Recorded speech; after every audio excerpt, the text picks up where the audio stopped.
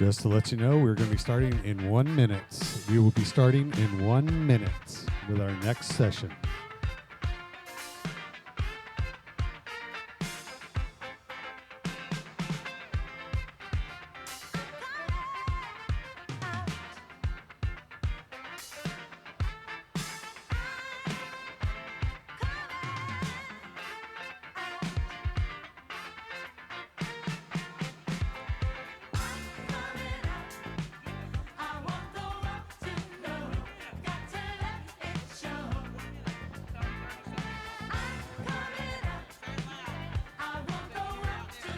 We will be starting in 1 minute. There's a new me coming out, and I just have to live, and I wanna give.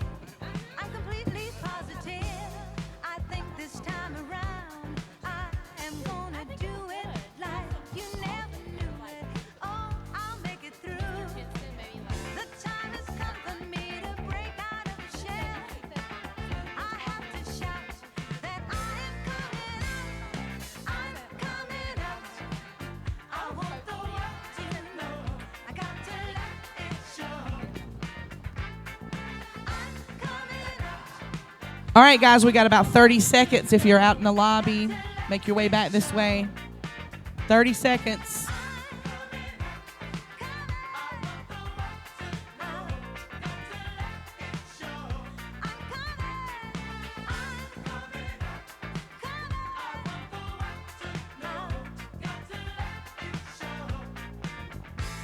I've got to show the world all that I want to be and all my abilities. There's so much more to me. Somehow I'll have to make them just understand.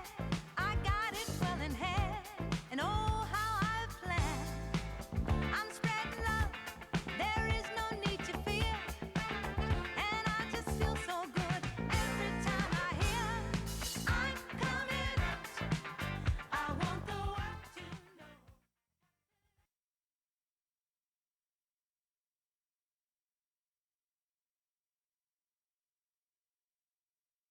An educator, entrepreneur, and innovation connector, this speaker is the founder of Startup High and has built programs at Duke, Elon, and Campbell University. From the classroom to Silicon Valley, he's inspiring the next generation of entrepreneurs.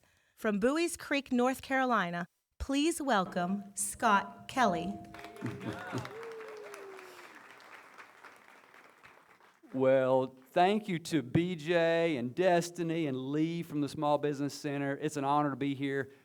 We have some special guests here today. We have several students here from the Junior Leadership Lenore. We've got Landon and Rachel and Malachi and Carter and Jasmine. So I just want to predict their future. Yes, round of applause for these guys. So I'm going to predict your future through a video from Iron Man. Sir,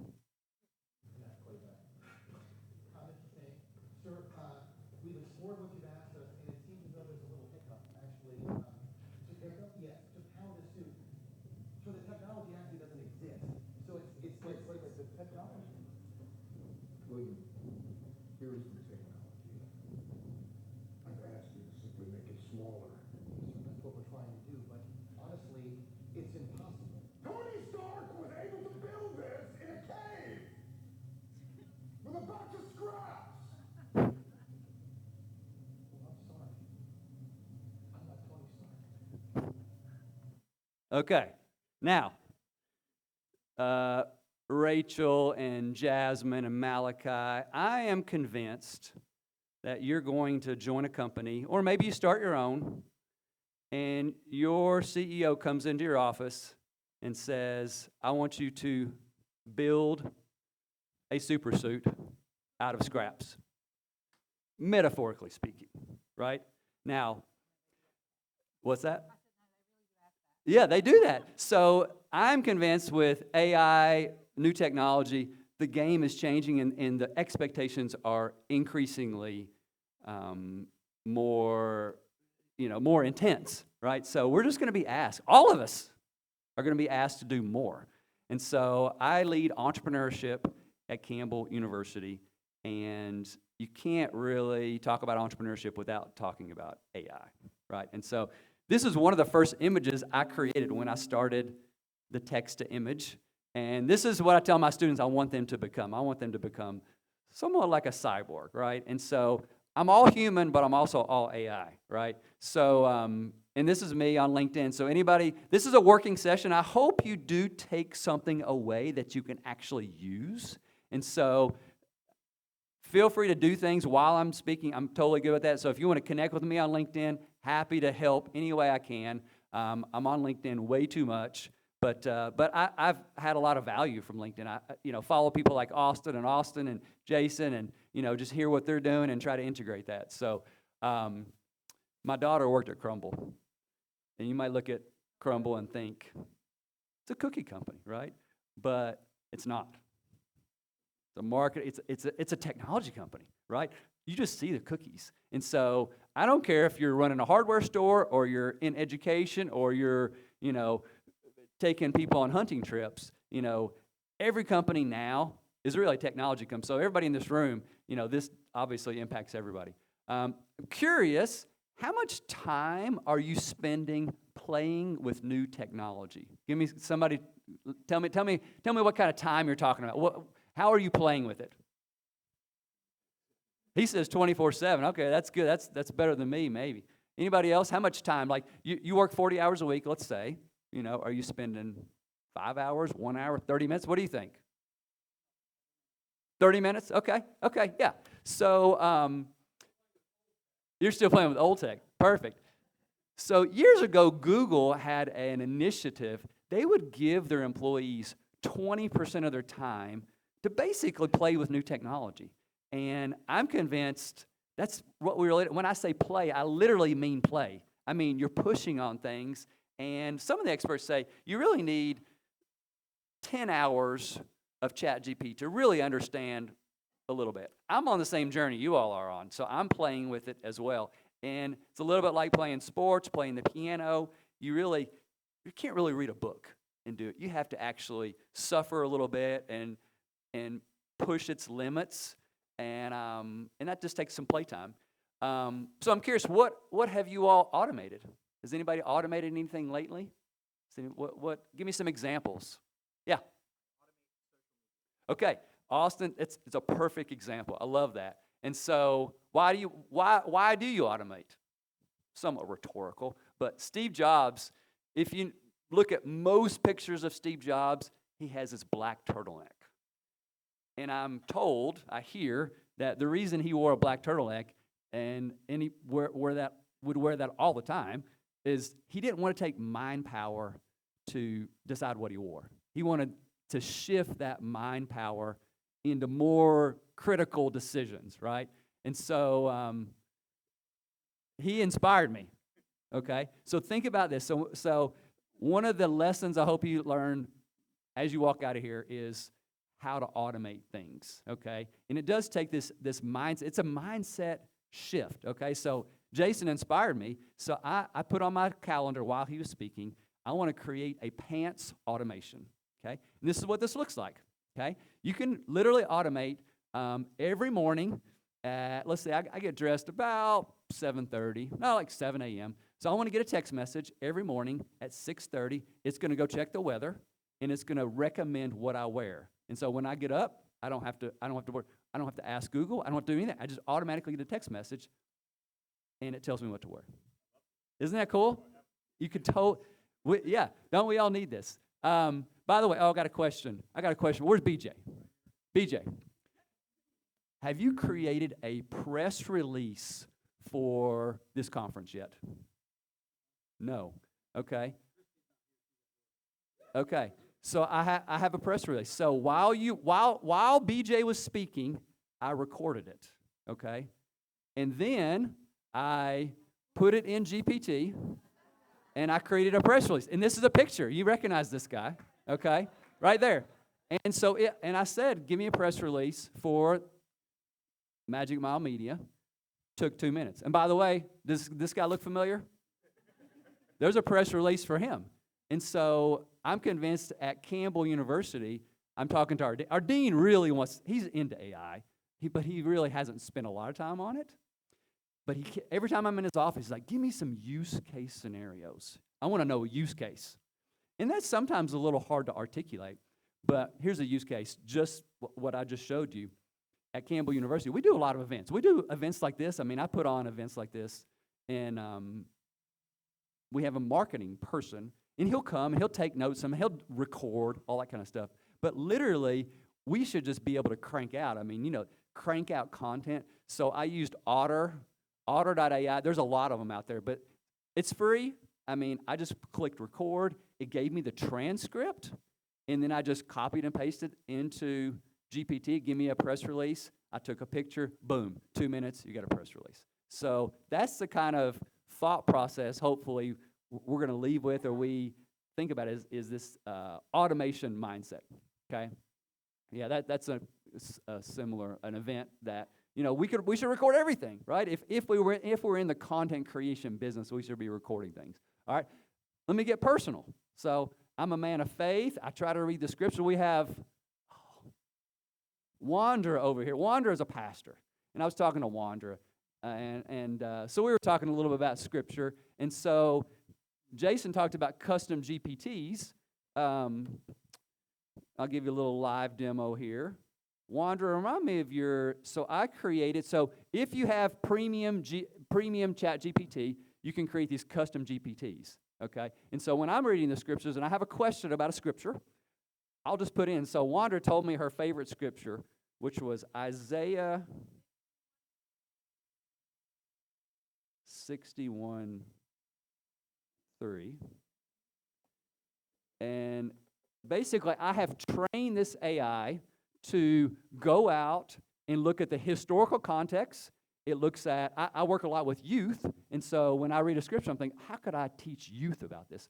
So I trained it to tell me how it could potentially work with youth, right? And so you look at, and when you have GPT, over here to the left, you see all of the GPTs that I have created. So I have instant impression. We have an art person back there with the Arts Council, maybe, Kinston.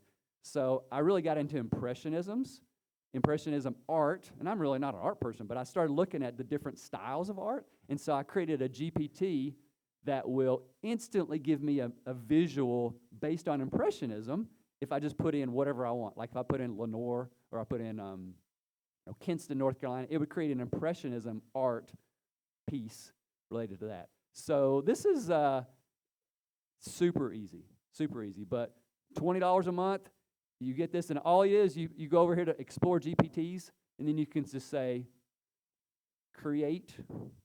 And actually, you don't even have to create. And if you want that GPT, I can share that with you. I've made this publicly available, so anybody connects with me on LinkedIn and say, I want that GPT. I can send you a link, and you can use my GPT, even without the paid. So you can use other people's GPT. If I wanted to create a new one, I could just create right there. All right. So let's get even more personal here. This is my son. This is Andrew. He's 18 years old. He's a missionary right now, so he's out in Arizona. But he was a runner, right? And I'm a dad. I've got a 20-year-old daughter, 18-year-old son, 16-year-old daughter. How can I relate to my kids? And so how could I use AI to relate to my kids? So my son is big into music. I was never into heavy metal, but he really got into heavy metal. He really got into Iron Maiden. Like, okay. We went to the concert, the whole deal, And I wasn't in, but I thought, Eddie is the Iron Maiden, mascot. And Andrew is a cross-country runner. I'm like, okay, how can I put all this together and relate to my son? So I created this as Eddie as a cross-country runner. So I sent that to my son, right? And, he enjoyed that. So we had a good time talking about that. But AI has seeped into my personal life just like it has my work life. And I think that's okay. Obviously, we want to stay human, but it's a jetpack. And so I'm pushing a little hard, I think, but at the same time, I think I want to go there. I want to go down this route and sometimes pull back. Okay, we don't need to automate that. I don't need, I started sending my wife love poems via AI. And I don't know that she appreciated when she knew that I was using AI to create these love poems for her, right? So you push on it and you think, okay, we don't go there, kind of thing. So let's talk about podcasts. Anybody have a favorite podcast? Anybody a podcast person? What do y'all listen to? What do you listen to? You have a podcast? Andrew Huberman? Perfect. So Founders is one of my favorite podcasts. I have a commute. I'm in the car a lot, okay? So I listen to podcasts. And about 2 weeks ago, my dean came to me and said, hey, we're going to do a new initiative at Campbell, and I'm going to send you a proposal about this new initiative. I'm like, okay, great. So he sent me a 5-page proposal, and I'm thinking, I don't really want to read that, And so I created, right now, Notebook LM, one of the coolest AI tools right now. If anybody use Notebook LM from Google? Okay, this is what you can do, literally. I took the 5-page proposal and I uploaded the text of the proposal, and it created a podcast, a really good podcast. You won't even believe. 2 people, they will banter back and forth. It does not sound like AI at all. And so I listened to my dean's 5-page proposal via podcast. And it wasn't just a transcription. It was literally, they went out and it almost sounded like they went out and researched what we were actually doing and added things to it. And I sent it to my dean. He thought it was the coolest thing ever, right? And he's not easily impressed. But this is Notebook, so definitely something just to try. Take, like, for example, I could take Jason's talk. I have like when you have the transcript, all of a sudden, all the doors open up. Like, you could create a podcast. You could create a press release. You can create a social media post. Once you have the data, the information. All right, I'll stop right there. Questions as I've talked about some of these things? Happy to go down any route you want to go down here. Yes? Oh. Who was it? Okay, sorry. I just want everybody to hear. Yeah, thank you. So you've given some examples that are kind of fun cases of Mhm. AI. Sure. I'm curious how you balance and think about the environmental impacts of AI and what it takes to kind of sift through that data and spit back an answer to you. How do you think about it? What do you think about it? Are you saying I'm hurting the environment by using AI too much? I'm wondering if we should be thinking about when we use AI for a frivolous Sure. Oh, yeah. case, You sound how like my does- wife. Okay, so I would assign my students to do 3D printing, right? And she's like, do not have them print out junk. We're just hurting the environment by printing out all this plastic stuff. And I'm definitely empathetic and sympathetic to that. I don't think about that a lot. Maybe I should be. But it's a little bit like somebody asked me, so I have my students create YouTube videos and they post on LinkedIn, and some of their stuff is not the best, right? So they're adding content to that, and maybe they're not the best. But I think the learning that happens, it's a little bit like when I use paper in class. I'll tell yesterday, I had my students, okay, we're all going to use paper today, okay? And I would say the learning out in the value that they got from drawing their app on a piece of paper. We killed some trees yesterday, but I think it was worth it in that case. So it's for educational use, we should say, in your own education, right? So when we talk about play, I mean, yes, is it maybe there's some environmental impacts, but I think hopefully the learning. Yeah, I mean, yeah. Yeah, go ahead. No, I just wanted. Good morning, everyone. I just wanted to mention something about impact. When it comes to 3D printing, there's an alternative. It's called PLA, and it's actually a biodegradable filament made of corn and sugar cane, and that you can print everything you want and then trash it, and it will disintegrate. Just wanted to mention that. There we go. Perfect. Any other questions? I got lots more, but yeah, go ahead. Yeah, I got one. Back to the impact. I mean, are we extrapolating or receiving this data, the extrapolation that goes on to create whatever your answer is, what they give you back, is it being generated on this phone or somewhere else? Because in essence, it's the same thing as data mining, which crypto, we all know, takes, one site could be 200 megawatt, it could be as much as 4 different cities of 100,000 plus energy usage. Mm-hmm. So where is the actual extrapolation taking place? Yeah, I mean, anybody that wants to invest in a data center right now, I mean, I hear they're going to build a lot of data centers, So yeah, I mean, it's happening. It's not happening on your phone. Though you can create LLMs that are native to your phone. So, I think we're going to go a little bit in that direction as well. So there's going to be some ones that are local to you.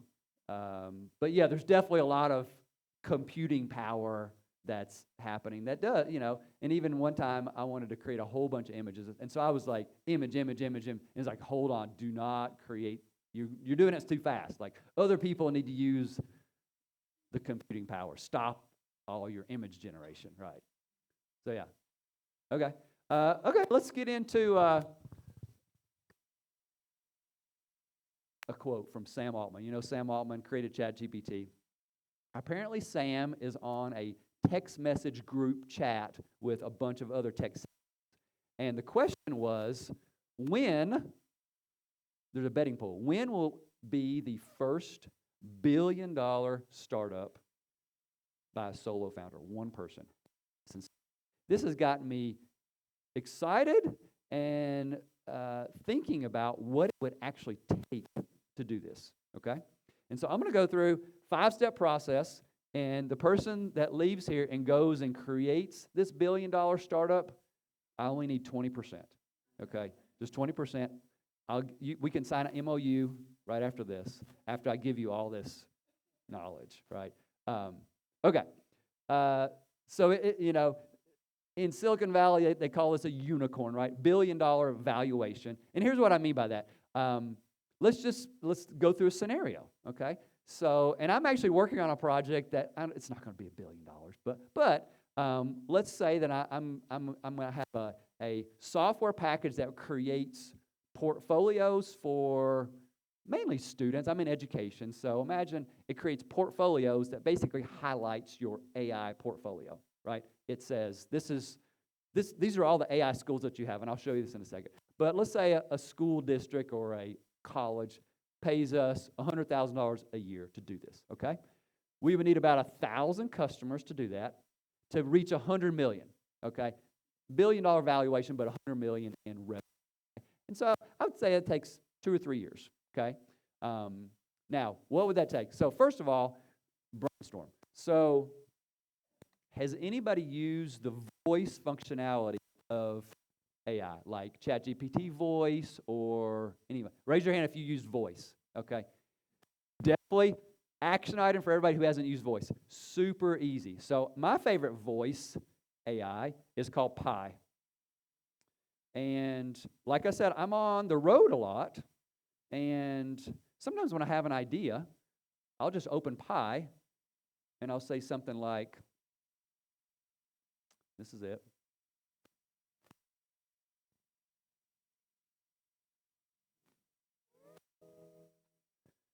Hey, Pi, you are the greatest entrepreneurship professor in the world. You've been teaching students for the last 30 years. I'm about to give a lecture on scaling new B2B software.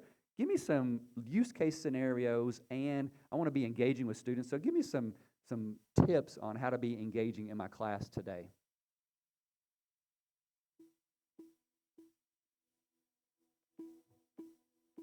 Thank you for entrusting me with this task.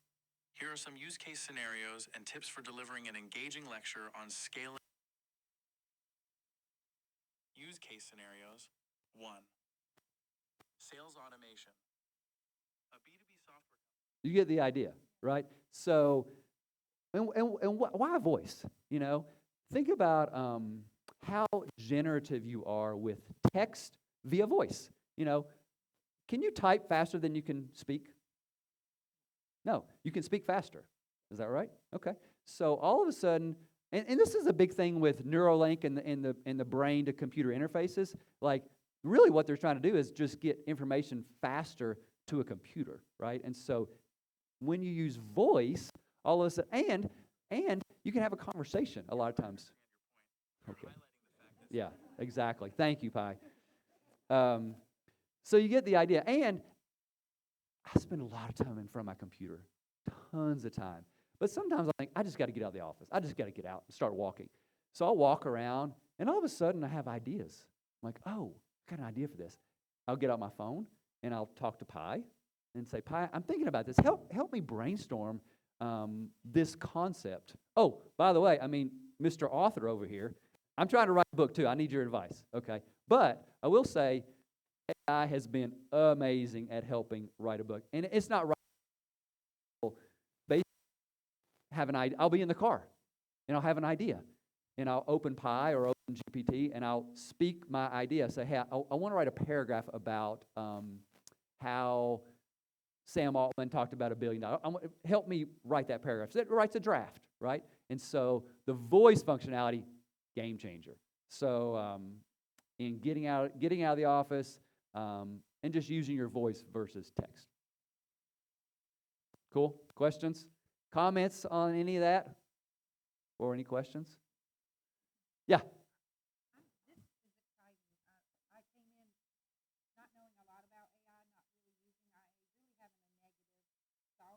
Mm-hmm. Because I do think that there's boundaries you can cross, but I'm just wondering how you feel about the boundaries. Like for example, with being a creator, with having your own talents and abilities, using that, but then seeing people who may not be as creative, may not have any talent or ability, using this same process but getting the same results as someone who is naturally gifted or has an ability.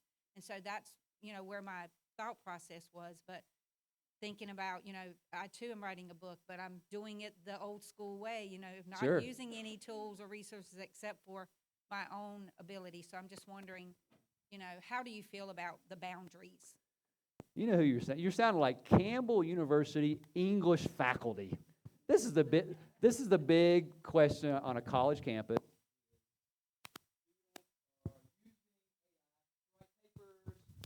To create things, right? Okay, we got a handheld. So, actually, I presented to the faculty senate last week about AI, and is that working now? Yep. Okay, perfect.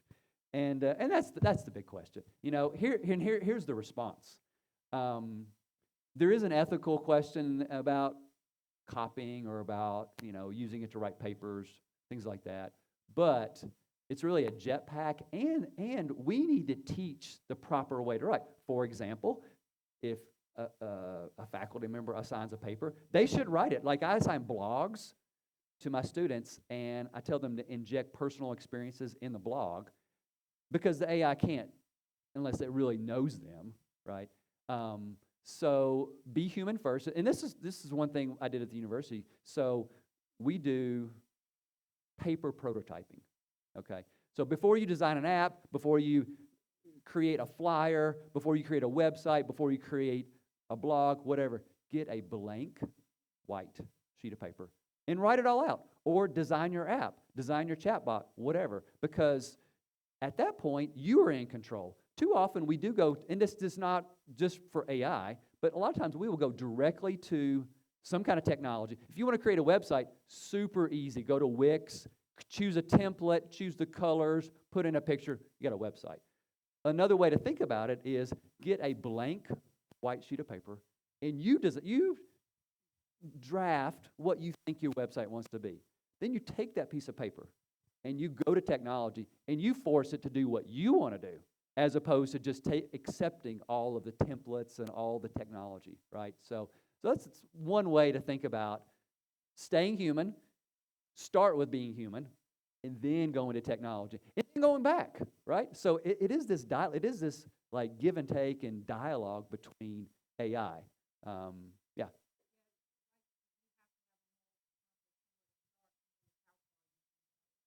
Sure. Yeah, definitely. Cool. Okay, so we have our idea. We brainstormed like, okay, now it's time to go get some customers. There's 3 ways really to, well, lots of ways, but here's a few ways to connect with customers. This is not necessarily related to LLMs, but one of my favorite tools I've gotten a lot of benefit from is called WeConnect. And WeConnect is a LinkedIn automated connector, okay? Probably the best $50 a month I've spent on any tool ever for my thing. So what I wanted to do, I wanted to connect with career and technical education directors all over the country, okay? So I programmed WeConnect. So if you know your exact customer, like I know these are my people, okay? You can tell WeConnect, go out and connect with all these people. And LinkedIn, you can connect with 100 people typically per week. And so over a few months, you wouldn't even believe how many people I connected with, and was able to follow. And I really use it as a litmus test too. So I sent out a whole bunch. Let's say I sent out 100 invitations. Let's say only 30 actually connected. I took that as a signal that they were at least willing to chat with me, or at least willing to engage. Those people that did not accept my invitation, totally fine, understand. We don't know each other. And there are some kind of questions. Some people are like, don't connect with people on LinkedIn you don't know, that kind of stuff. You know, if you're building a business and you believe that your solution can help people, you know, I try to connect with them. If they accepted my connection, they're willing to at least chat, right?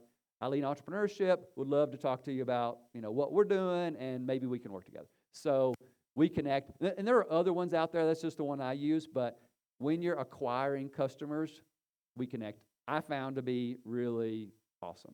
Now, LinkedIn has changed some things. I got banned from LinkedIn for a day because they knew I was using automation. And they even asked me. And I was honest. I was like, yeah, I use WeConnect. And they immediately restored my LinkedIn. So I don't know, because I was honest, I gave it to them. Anyway. So obviously some companies don't like the automation function, and it is a little annoying sometimes, but anyway. You can also you use the free GPT, you can put in things like I said, will you create a spreadsheet of 20 CT directors in Texas school district, and their email address. Boom, it gave me a spreadsheet. Now, I will say GPT is not good about, if I put in, give me 100 or give me 500, sometimes it get kind of bogged down, and so I have found that you can put 20, and then I'll sometimes increase. Give me 30, give me 50, and kind of see. So that's kind of the old-fashioned way, but you know, there are tools like Apollo. You know, you want to get a whole list of potential customers, boom. You know, Apollo is really good at that. So if you put all that together, you can create a pretty good list of potential customers, right? So I have a friend right now building a business. He is doing similar things, and then he is using Instantly, and he's taking his 40,000 email addresses that he has collected, and he basically has, think about this, created 100 email addresses from his company through Instantly, and they are warming up the emails, meaning, because if you start sending out a whole bunch of emails, sometimes you get flagged or whatever. So, but companies have figured this out, right? And so he's basically going to be sending out 40,000 emails over maybe a month, I think, with his 100 separate email addresses, okay? So he basically can, you know, instantly get some potential clients. So, all right, so emails are sent, 40,000 of them. Let's say you get, you know, 150 replies, or better yet, let's just say 100, you send out this email and you have a link. And the link is book a meeting with me.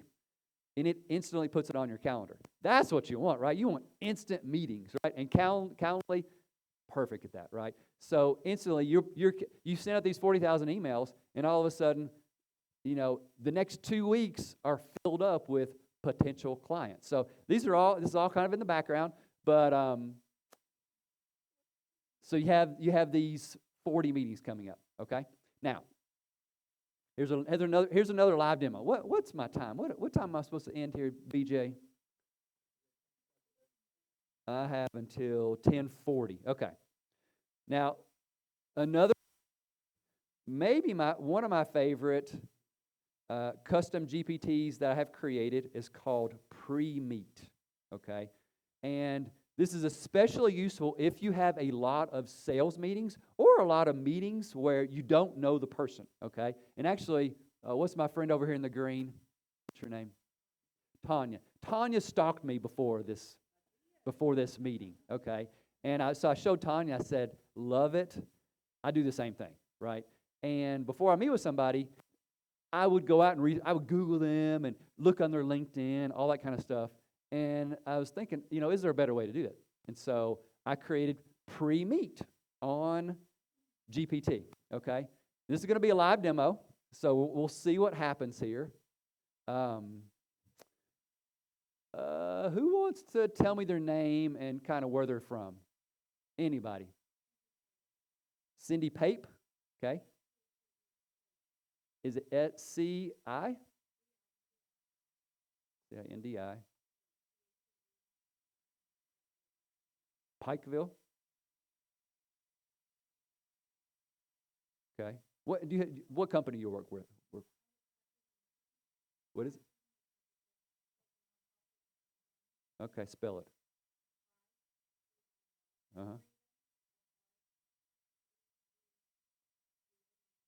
Admissions. Mission. Oh, okay, gotcha. All right, we'll see what happens here. So, is Paige here? Paige is speaking after me. Where's Paige? Is she here yet? Okay, interesting. So nonprofit, active on social media. She's invited individuals to join her for coffee. Is that true? Independent coach for Optavia. Is that you? Okay. Dedication to community engagement. Boom, right there. And if you have a YouTube video out there, it will show a video. Sometimes it'll show a picture. I mean, you got a picture. Is that not you? So, but think about that. Now, let's take it even a step further. Talking about automating your life. Okay, I'm not very good I try to keep up with my calendar, right? And so think about this. I just did that. I had to physically do that, okay? I haven't done this yet, but a friend of mine was telling me that he does this on a bigger scale. So imagine you can automate the preparation. So does anybody here have a personal assistant? Anybody like a physical personal assistant? You do? Yeah. We were talking about this, right? So Austin, before her meetings, her personal assistant will sometimes call her and talk to her about, okay, you're about to meet with this person, whatever, okay? So imagine this. Imagine you have an automation, and it actually goes out to your calendar. And you can do this with Zapier or Make.com. Those are the two big automation companies that do this. It will automatically go to your calendar, pull out all the people you're going to meet with, and 30 minutes before your meeting, it will send you a text message with a link to this information. Automatically. So you don't even, I had to type in your name, which, you think, not a big deal. But when you talk about automation, it's so easy. You get a text message and you just get all this information, and then you can quickly, and actually this has been super useful. Yesterday, 2 days ago, I had a meeting with somebody, and I was doing something else, and I got busy, and it was like 5 minutes before the meeting. I did not research her. And this was kind of an important meeting. This was a state business person. I'm thinking, but quickly, I put in her name, I put in what she does in my Pre-Meet custom GPT. Boom, told me everything I need to know. So, and you can even program it. It knows. So my GPT knows a lot about me, lots. So this is an interesting thing. If you'll go to whatever your chosen LLM, just say, what do you know about me? And you can see everything that you've, over the years. I mean, I've been using it for, a year and a half, 2 years? And so everything I've told it, in theory, it can tell you. So with this, I could even say, help me understand how we can connect.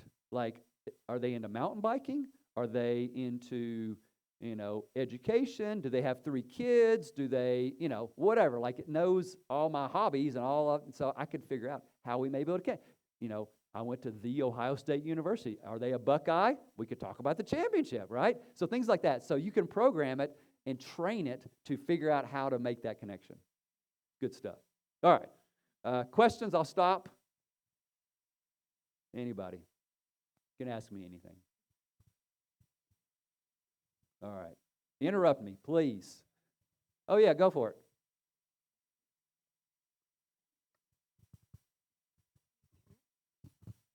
Hi, so my question is, with AI changing so rapidly, how can leaders future-proof their organizations to stay ahead of the curve?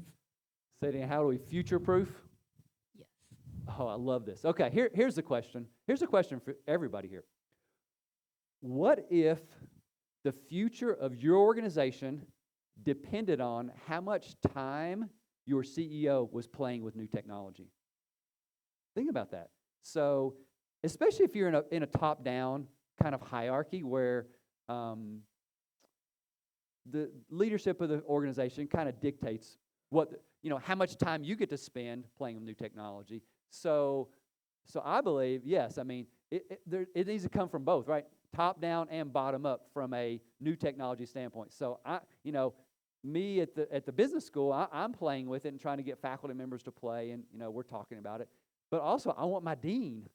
I want to share with him all the use cases, and I want him to physically go on GPT and understand how it all works. So there's really this dual approach to making sure organizations are ready, and it probably needs to come from both areas. Yeah, I love that. And so one of my other podcasts I listen to, he will hire mentors. He said, "This is the best money I spend. If I need to know something, I'll just go find an expert and say, hey, I'll pay you $100 to spend an hour with me." And I've heard about RAG, and I've heard about RAG and all these. I know nothing about it. I can Google it, but I know you're an expert. Come see me, right? And let's just spend some time. Yeah, that's a great question. And that's really, I'll just skip to this. This is okay. This is what I'm proposing for education. So I've been in contact with Duke and kind of talking to them about that very question. Like, how do we make sure students are ready? I will feel terrible. I feel immense responsibility to help my students. When they walk into an organization, if they don't know a lot of this, it's on me. It really is. And so I am thinking about this very concept of what is the toolkit? Like this step-by-step, like what are all the tools, and not specific tools, but like what the tools will do. So Otter.ai, which is what I've been using to train, it doesn't matter what you use, but as long as you know how to record a meeting, transcribe it, create a press release really fast, like if you have that skill and you're doing marketing, I mean, if we don't teach that at the university level and they walk in and they don't know how to do some of these automations, some schools will start doing this, and they are starting, right? And so this is how I think about how we should be ready. Yeah, great question. Yes.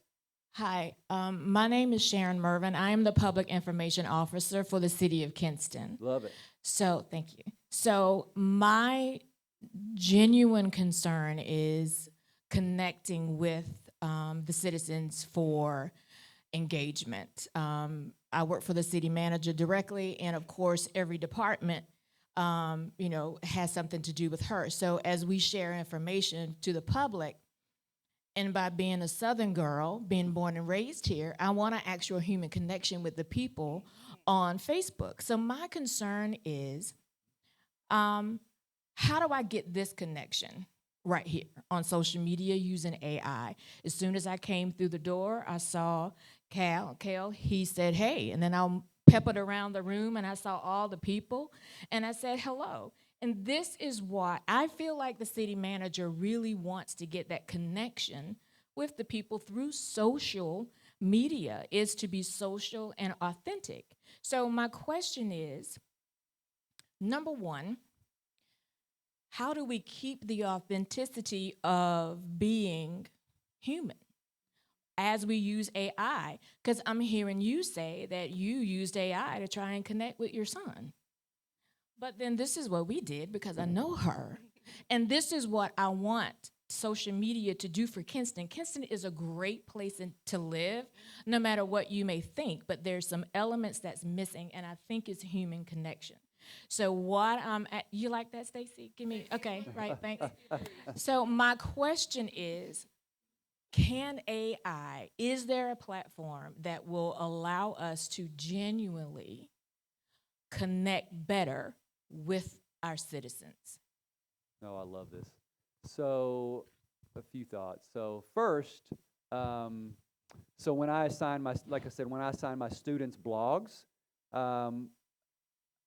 I encourage them to be personal and to integrate their personal lives into their blogging that's related to business and related to AI, all that kind of stuff. So, give me a use case scenario. So, a lot of thoughts come to mind, but what you just said, when you meet somebody in person, my wife is more social than I am, on social media more. She's on Instagram, she's on Facebook, she's updating me on people's lives. And it feels like, though, when we go out and our friends, it's almost like I need to ask my wife, what's going on with Austin? Because I don't know, actually, but she does because she's been following him on social. So I wonder if the things I'm talking about automated, like, for example, kind of like the pre-meet, like literally you're about to go on a double date with your friends. You could have a GPT or whatever kind of update you on what are they doing. And then when you get there, you don't have to say, so what have you been up to? You'll be like, hey, I know you spoke at that conference. That sounded really cool. Tell me more about that conference, kind of thing. So it feels like there's a hack in preparing for social, so I talked mainly about business meetings, but could there be a hack for personal as well, where you're getting an update on people's lives, and then you're able to immediately make a connection, and maybe there's a deeper connection there that AI helped you make that, because you only have a certain amount of time too, right? Especially if you go to a social event and you're not going to spend 2 hours with somebody. You only have a little bit of time. So, it maybe can cut down on some of the small talk, maybe? I don't know. I'm brainstorming here. But yeah, I love the thought process that you're going through. You have another, yeah, please. Some of the tools that you even brought up, you can automate the facilitation of more in-person events. So you can scrape emails online using, what was it called again? Apollo. Mm-hmm. And use email automation providers like Instantly to grab all of the emails and automate reaching all of the people here in Kinston to facilitate an in-person event, to talk about more of these things, or to just have social events, or to bring people to local restaurants, to bring people here to the college, all of these different things. So you can use it to save a lot of time and automate those to bring you closer together. Like when he pulled that pre-meet up of me, like I felt so good because I felt known. You know what I mean? Like I knew, and it takes heart to be ahead of the game and to go in and to find out about people. So your heart is there. And so you're preparing yourself when you do meet face to face with people that you have an authentic connection already because you took the time to look for this person and to try to find something out. And so people really do want to be known. You're right. Face-to-face is wonderful, but to use this tool in this way, I think is an exciting thing to know that is what's possible. Very cool.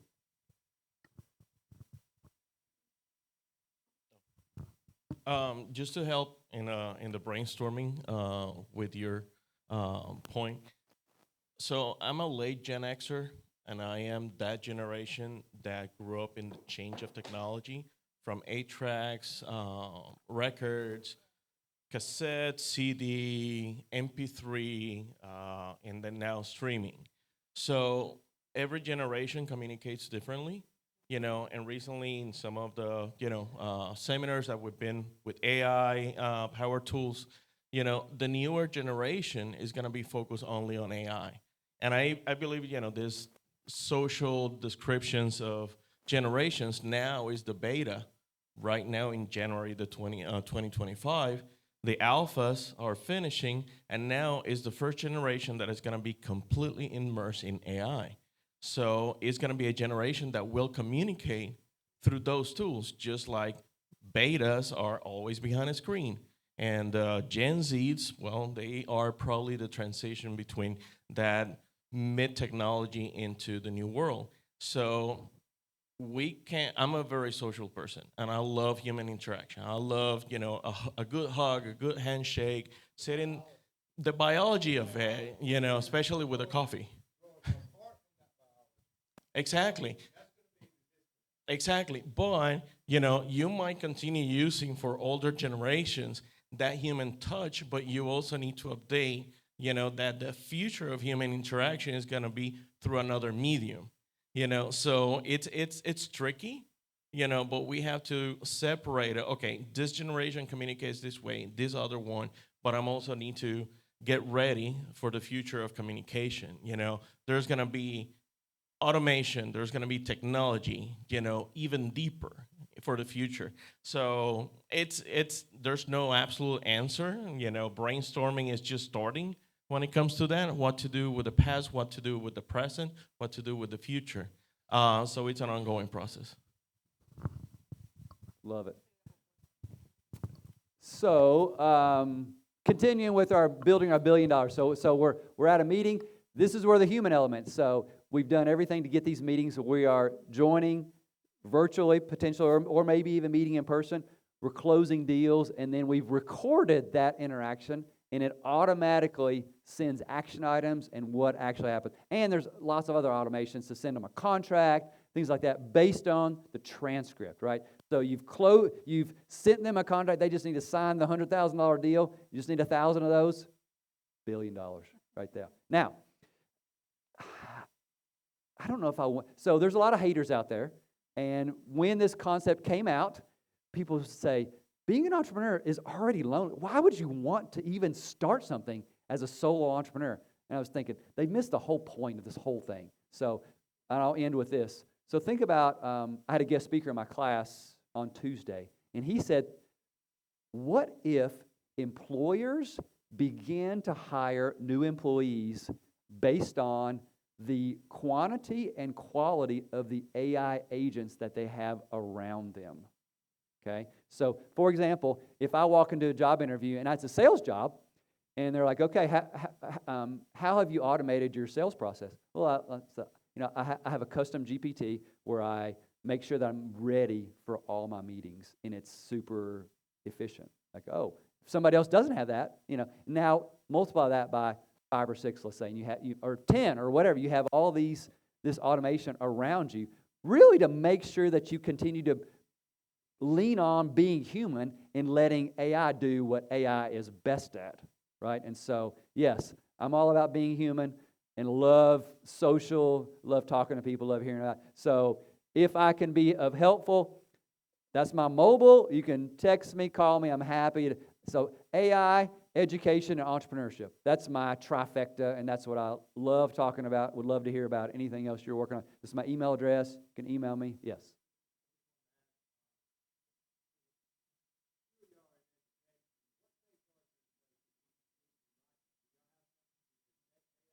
Well, that's a good question. That's all, yes. Honestly, cheating is not a new thing.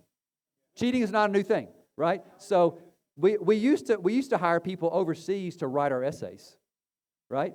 So it's not a new thing. I am less worried about that. I'm more worried about teaching them correctly how to use it. So if we do that, the cheating, look, people are still.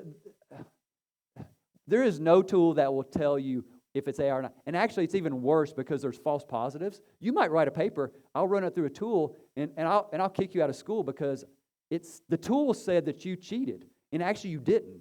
So there's actually based on what I've read, there's really not a tool. So any school that says we have a tool that can detect cheating via AI, it's not. I don't believe it.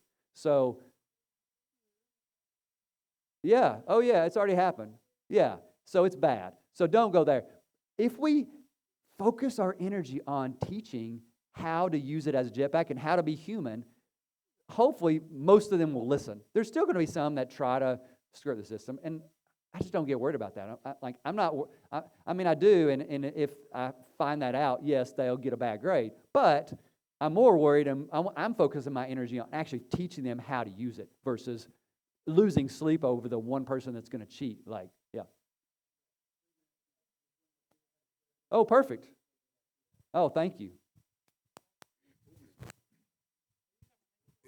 It was kind of more of a comment with the interaction.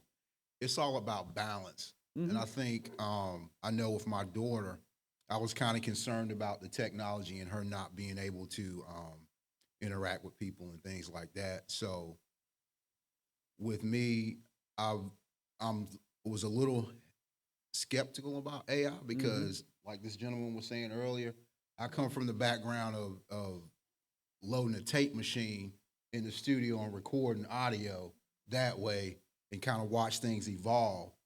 But I think we all realize if we don't get on board with this, we're going to get drugged. So it's just a balance.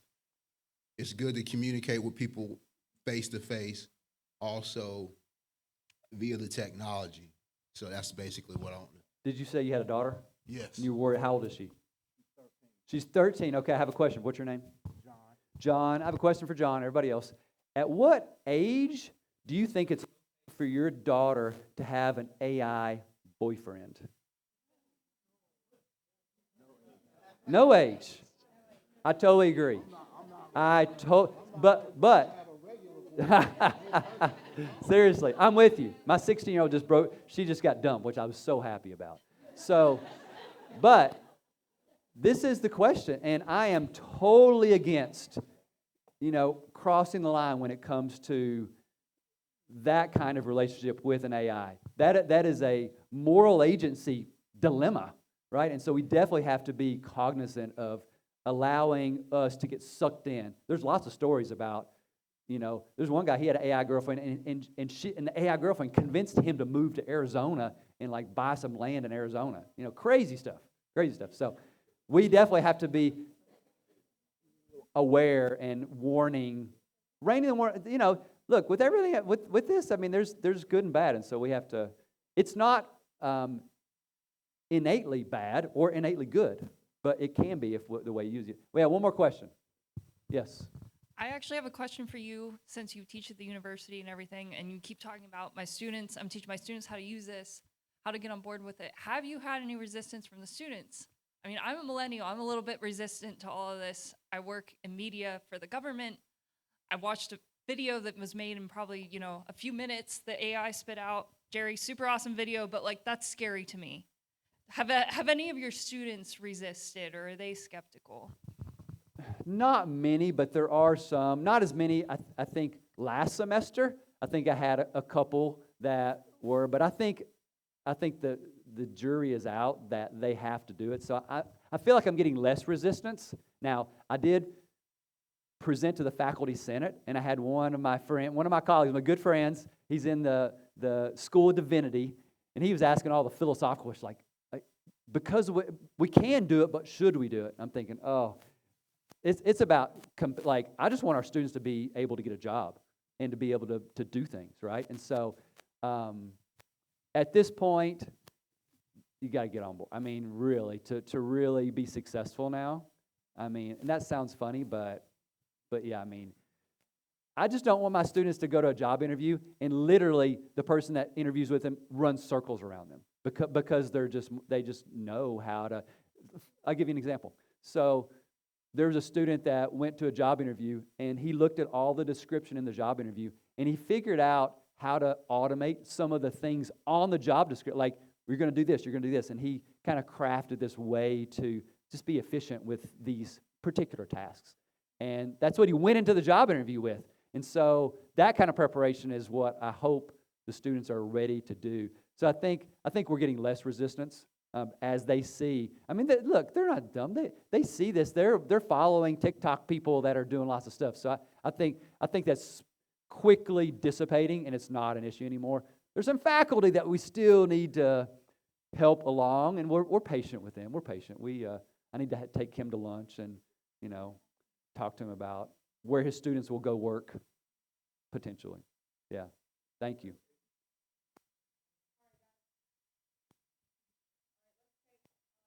Thank you all. 1, 2. Yeah, thank you. Thank you so much. Let's take 5 minutes. We'll come right back. 5 minutes, guys. We'll see you in 5 minutes.